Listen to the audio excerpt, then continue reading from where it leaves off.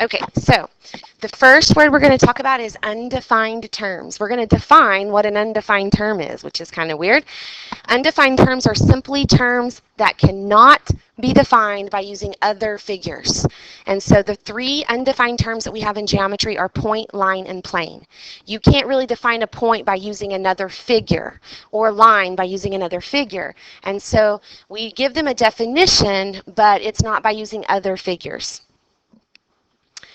Point, they talked about in the video, point has no size, so it has no dimension.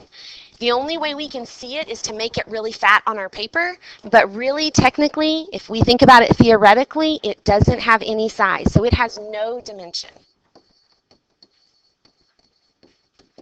How many dimensions did the video say the line was?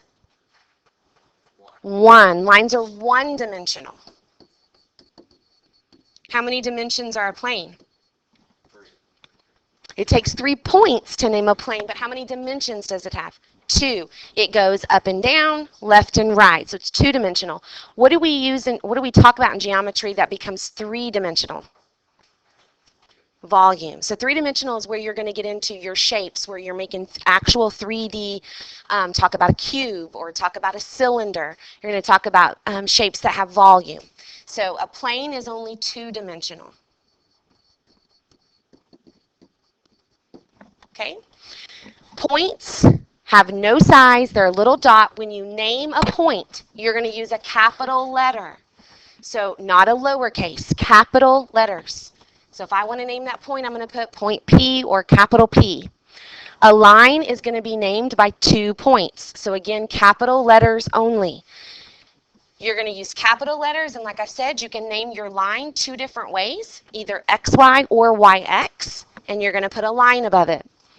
There's another way you can name lines, and he did not talk about it in the video. Sometimes they're going to put a little lowercase cursive letter out to the side of your line.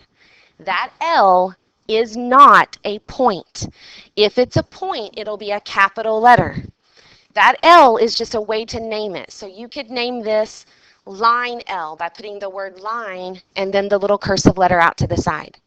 Where a lot of students make a mistake on a test is I give them a picture like this, and they'll say, this is line BM. That is wrong. This is a cursive letter out to the side. You do not use that to name a line unless you put the word line in front, and then you just use the cursive letter. Or you can pick 2 points on your line and name it BA or AB. Does that make sense? Okay, so name is how you name it is going to be super important the entire semester. The plane, we already said, how many points do you have to name a plane? 3. You have to have 3 points, and only 3 points. Even if your picture has 4 points, you're just going to pick 3. If it has 7 points, you're just going to pick 3. So if I look at this picture, notice points A, B, and C are on that plane, so I can name this plane ABC. But there's also a second way you can name a plane, and that is if you see a cursive capital letter somewhere in the corner of the plane. It won't have a dot by it. It'll be cursive. That, again, is not a point in your plane. You cannot name this plane ARB. R is not a point. It's just an extra little way that they're giving you to name your plane. So you would name this plane R if you want to. You have to put the word plane. So plane R or plane ABC. Does that make sense? 2 different ways to name a plane. Okay.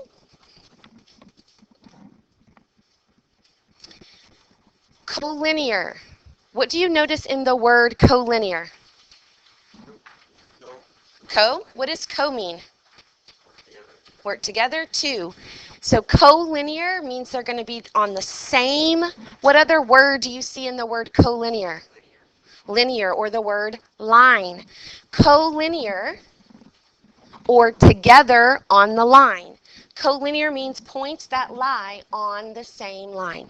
So when you look at this picture, can somebody name 2 points that are on the same line?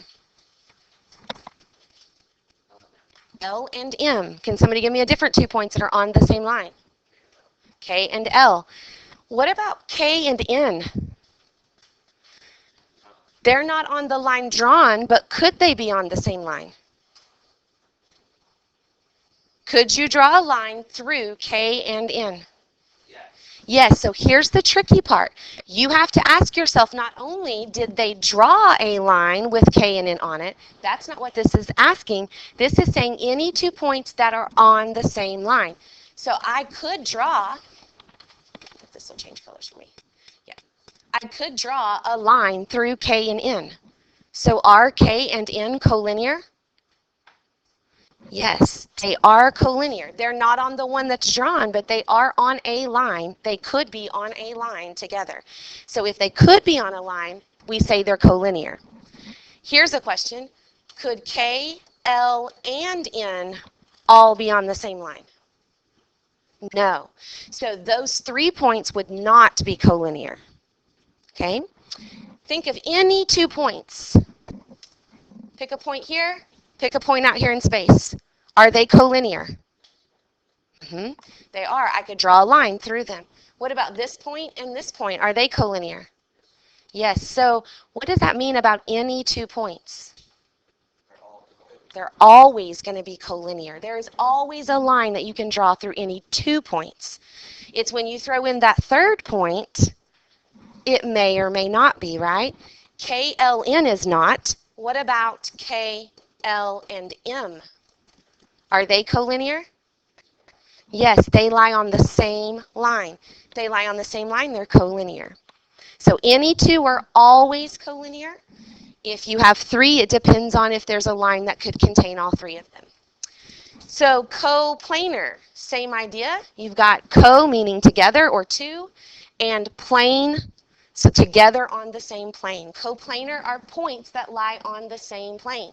Okay, this one's always the one that's a little trickier for students. If they're not coplanar, then we call them non-coplanar. Okay, so here's my question. Are K, L, M, and N coplanar? Do they all lie on the same plane? Yes. What is a plane?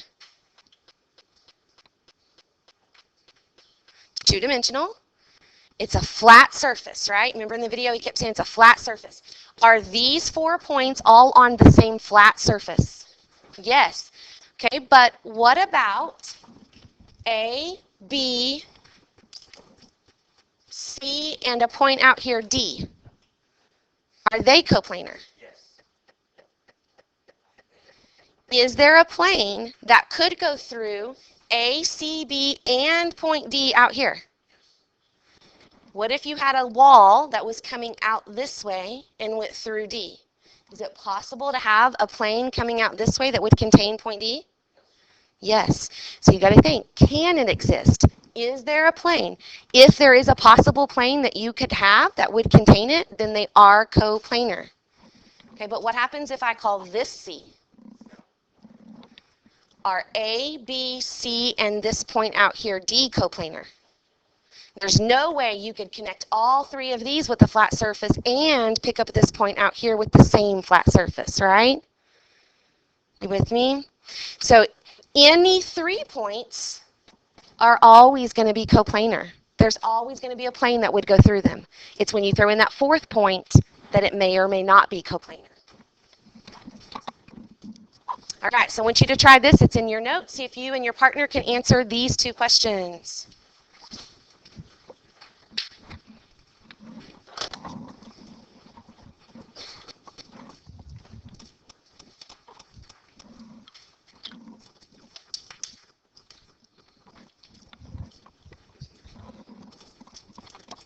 Only name them by the ones that are given. Only letters that are given. And E is talking about this point where they intersect.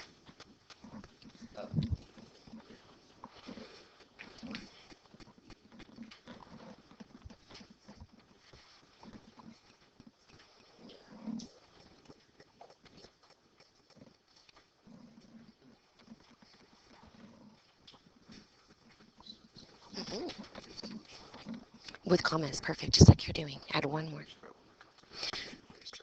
You're naming 4 points that are all in the same plane.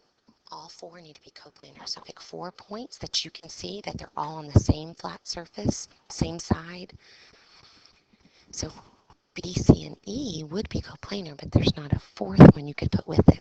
So you need to change that and pick 4 that you could put together that would make a plane. So you could do A, B, and C, but I don't think there's a way to go because A, B, and C are the bottom of your pyramid. So what other letter would you need if you did A, B, and C? And those 4 would make the bottom, and so they would all be on the same plane. A, B, C, and D.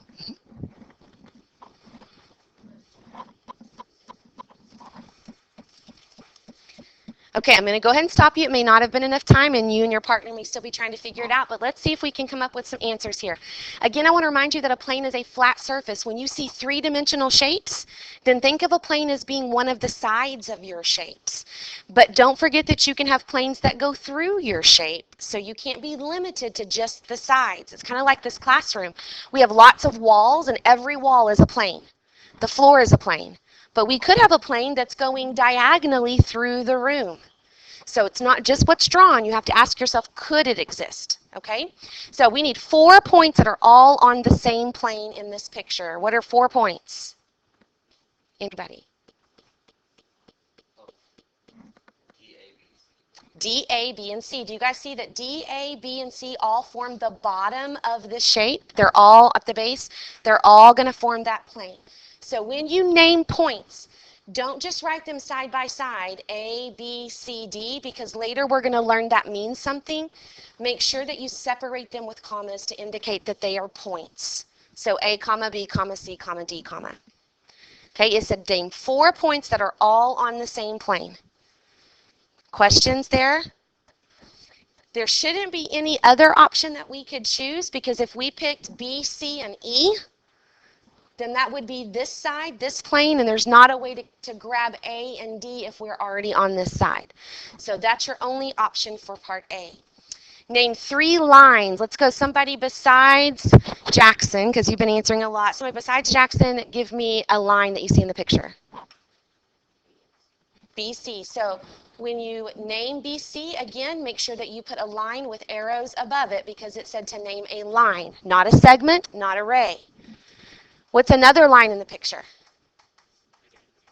AB. Okay, hold on. Is BC really a line in the picture? No, what is BC in the picture? Line segment.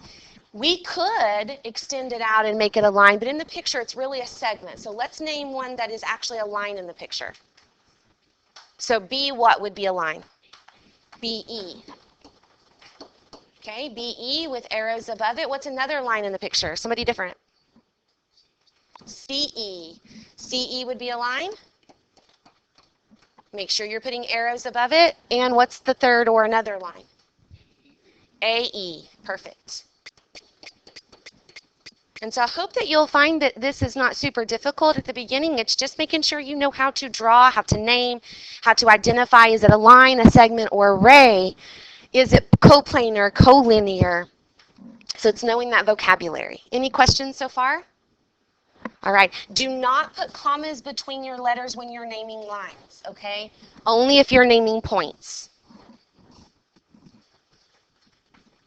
All right, let's do this one together. We need to name 2 planes. Can somebody looking at the picture tell me how to correctly name a plane? Any plane you see in the picture. Go, Jackson. Okay, so first of all, you're naming points when you're separating them by commas. And how many points does it take to name a plane? 3. 3, so we only need 3.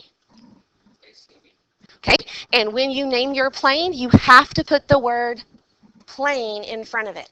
So you're going to put plane ACB. Could I say plane ABC? Yes, it does not matter what order you name those points in, but you do have to put the word plane in front of it. No commas, because we're not naming points, we're naming a plane. What's another plane you see in the picture? Plane R. So another way you could name a plane is by using that cursive letter that is in the corner of your plane. Notice it looks different than the other ones. It's cursive. So plane R is an option. How could we name that same plane? Careful, how many points do you need? NML. So just pick 3. You may have a shape that has 6 points, but you only pick 3. Even though it has 4, just pick 3. So you would say plane, and you said NML. Okay, so have to put the word plane. Pick 3 points that are in that plane when you name it, or look for the cursive capital letter that's in the corner if you want to name it a little shorter. Questions on how to name a plane? All right. So in the video, we talked about the difference between a segment, array, and a line. He mentioned the word endpoint. He did not talk about opposite rays, so that's totally new. A segment, remember he said, has distinct endpoints. It has a starting point and a stopping point. When you name a segment, you can name it either way, AB or BA, but you have to use the endpoints. So if there's other points on here, C, D, you can't use C and D. You have to use the endpoints to name the entire line segment if that's what you're trying to name. A segment is just simply part of a line and all the points in between those two. Endpoint is that point at the end of your line segment, or it's the beginning point of your ray. So it's where your ray starts. I think that's always so weird they call it the end point, but then it's really the starting point of your ray. They still call that the end point because it's where that ray actually stops or continues on in the other direction. So an endpoint is a point. Make sure you name it with a capital letter. If you're naming a point, you're naming it with a capital letter. Array, he mentioned in the video, has a specific endpoint where it starts, and then it goes forever in one direction. And that's the one I told you, it matters how you name it. You have to start with the endpoint. So the first letter has to be the endpoint. So I'm going to draw a couple rays up here on the board, and I want you guys to tell me how we would name them correctly.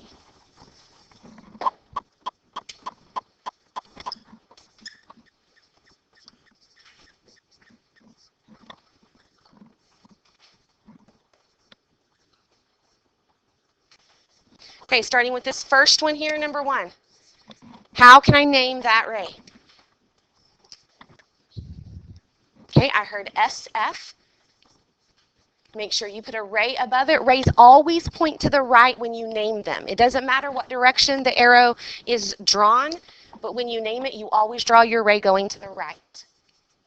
Okay, could I name this a different way? You can't name it TF because T is not where the ray starts. Where does the ray start?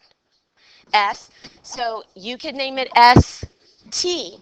The second letter just tells you the direction to go. So if you say SF or ST, you're saying start at S, go in the direction of T, or go in the direction of F. Okay? How would I name the second one? RS or RT. But it has to be with R as the beginning point.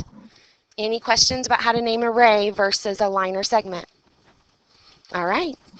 Opposite rays are 2 rays that go in opposite directions.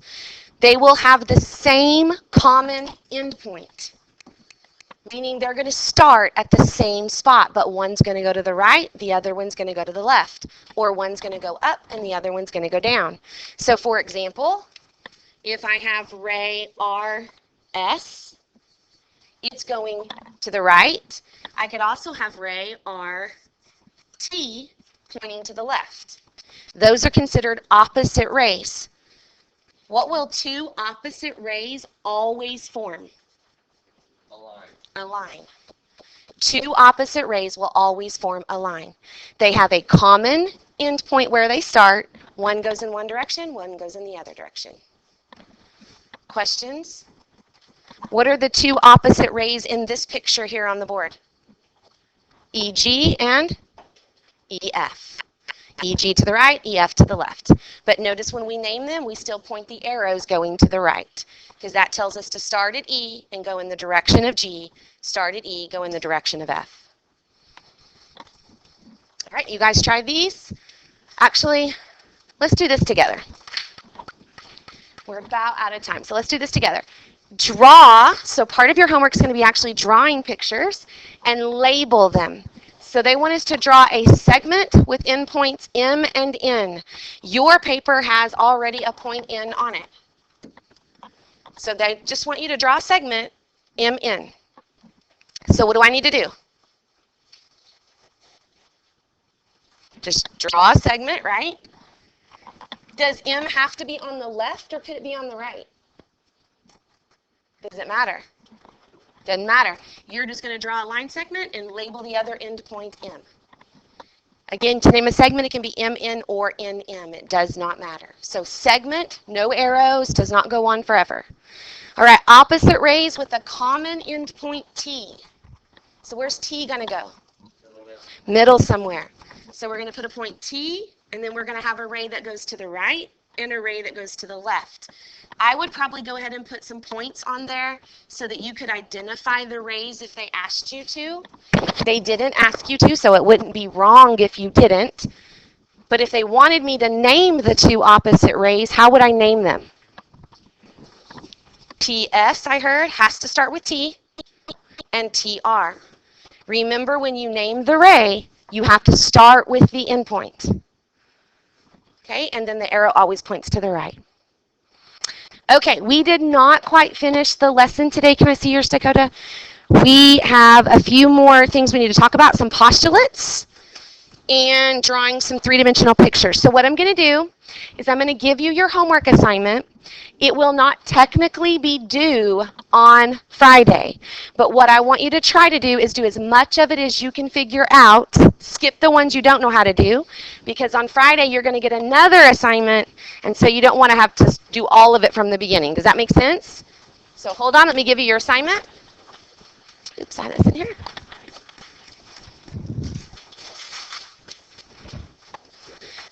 Hey guys, did I talk to you about yesterday how to do your work as far as on a separate sheet of paper? Okay, listen carefully, please. If I can have you have a seat and listen real quick while I pass these back. When you do your homework for me, you need to label your name and the class period in the top right-hand corner. So your name, this is 5th period, and then you need to work vertically down the page. So please do number 1, then number 2, number 3. If there is work to show, which there won't be a lot of work in this first lesson, but if there is work that you need to show, you must show your work. I will not give you credit if there was work that was needed and you didn't show it. The odd answers are in the back of the book. I encourage you, after you do the problem, check your answers, see if you got them right, okay? Don't forget you can call or text me, especially if you know it's over something we already talked about. Okay, have an awesome day. I'll see you Friday.